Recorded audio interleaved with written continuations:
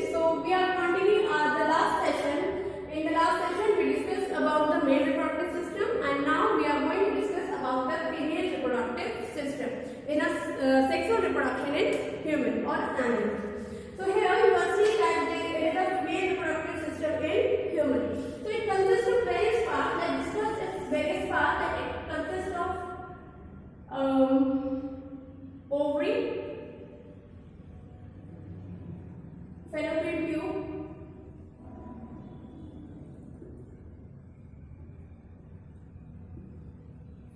oviduct, uterus, and fifth one is vagina. Okay, these are the parts of the female reproductive system. The first one is the ovary, then fallopian tubes, oviduct, uterus, and the vagina. Let's discuss these all parts one by one. Here, first you see that there is a egg cell structure. ठीक है, ये क्या है आपके यहाँ पर egg cell है, मतलब that is a female gamete. ये female gamete है जिसे हम क्या कहते हैं, ovum या फिर क्या कहते हैं, ova कहते हैं. इसके अलावा हम इसे egg cell भी कहते हैं. ठीक है, तो अगर आपके पास ये तीन टर्म्स आते हैं कि ovum, ova या egg cell, तो don't get confused, तीनों ही एक चीज है. So this is the structure of the egg cell or the ova. ठीक है, now the ovary is a place where the egg cells are present or the formed. ठीक है, ovary वो जगह है जहाँ पे egg cells क्या करते हैं, बनते हैं और स्टोर रहते हैं. ठीक है, अब हम क्या देख रहे हैं, यहाँ देखिए, यहाँ पे क्या है, हमारे पास 2 ओवरीज है. सबको दिख रही है, यहाँ पे क्या है, यहाँ पर 2 ओवरीज है. ठीक है, अब क्या होता है, हमें ये पता है कि हमारे पास जो एग है, ये दोनों के दोनों एग बना रहे हैं. तो क्या एक बार में हमारे पास कितने एग्स मिलते हैं, तो हमें एक मंथ के अंदर एक बार में सिर्फ एक ही एग मिलता है. ठीक है, मतलब अगर एक बार में ये देगी तो उस टाइम पे ये नहीं देगी, फिर नेक्स्ट मंथ में ये देगी तो ये वाली साइड ओवरी एग नहीं देगी. तो we can say that in a month, एक महीने के अंदर एक ही ओवरी एक ही एग को रिलीज करती है. ठीक है, सेकंड थिंग हम क्या बात कर रहे हैं कि एक बार में एक ही एग होगा और वो क्या होगा, ये जो एग है ये कौन रिलीज कर लेगा, यहाँ से जो फैलोपियन ट्यूब दिख रही है आपको, ये क्या है, फैलोपियन ट्यूब्स. यहाँ से एग ओवरीज निकल के किसमें आएगा, फैलोपियन ट्यूब्स में, और finally it comes here, that is called oviduct.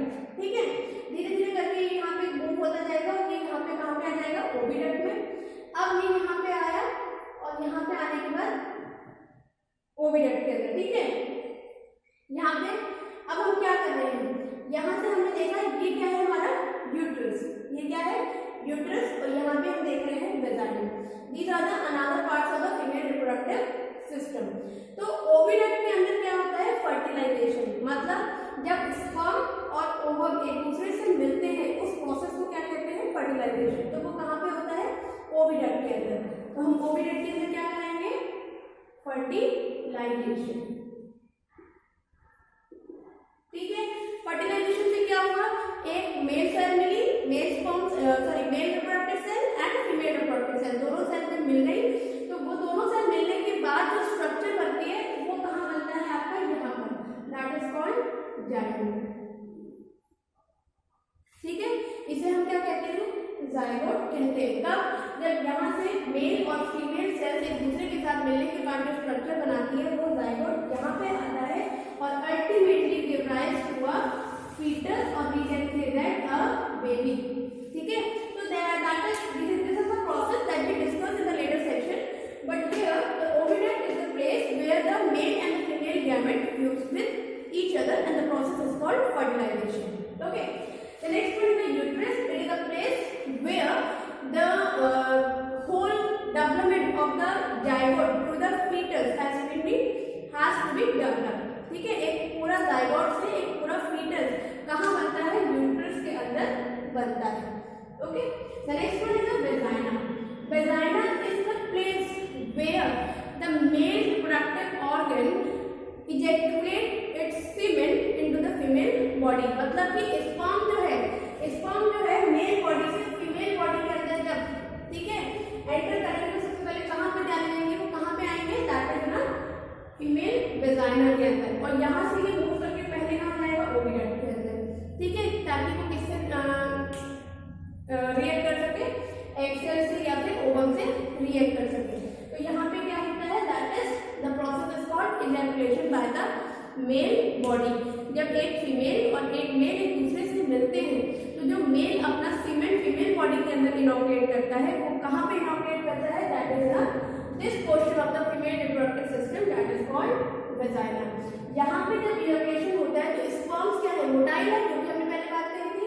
तो स्पर्म्स क्या होते हैं, फिर से मूव करते करते कहाँ आते हैं, ओविडक्ट में, यहाँ इनका फ्यूजन होता है और फाइनली ये यहाँ पर आके डेवलप होना स्टार्ट होता है, जिसकी वजह से पूरा का पूरा एक बेबी डेवलप होता है। ओके, तो this is all about the female reproductive system. one more thing about the ovary, that it produces the two hormones, that is estrogen and progesterone. Okay, ये क्या करती है ओवरी, जैसे हमने बात करी कि फीमेल रिप्रोडक्टिव सिस्टम के मेल रिप्रोडक्टिव सिस्टम के अंदर दो हार्मोन बनता है, कौन बनाता है, टेस्टिस। मेल रिप्रोडक्टिव के अंदर टेस्टिस बनाती है टेस्टोस्टेरोन। वैसे ही फीमेल रिप्रोडक्टिव सिस्टम के अंदर ओवरी दो हार्मोन का सिक्रीशन करती है, that is one is the estrogen and the second one is the progesterone. ठीक है, ये दोनों के दोनों आपके secondary sexual characters, secondary sexual characters के लिए रिस्पॉन्सिबल है, किसमें, फीमेल्स के अंदर। ठीक है, तो मतलब मेल्स के अंदर टेस्टोस्टेरोन हार्मोन है जो कि टेस्टिस से रिलीज होता है, किसके, secondary sexual characters in males के लिए रिस्पॉन्सिबल होता है। बट फीमेल्स के अंदर ओवरी से दो हार्मोन रिलीज होते हैं, कौन कौन से, एस्ट्रोजन एंड प्रोजेस्टेरोन, जो कि फीमेल्स के अंदर सेकेंडरी सेक्सुअल कैरेक्टर्स के लिए रिस्पॉन्सिबल होते हैं। Okay, so these are the several organs of the female reproductive system. Thank you for today. Have a nice day.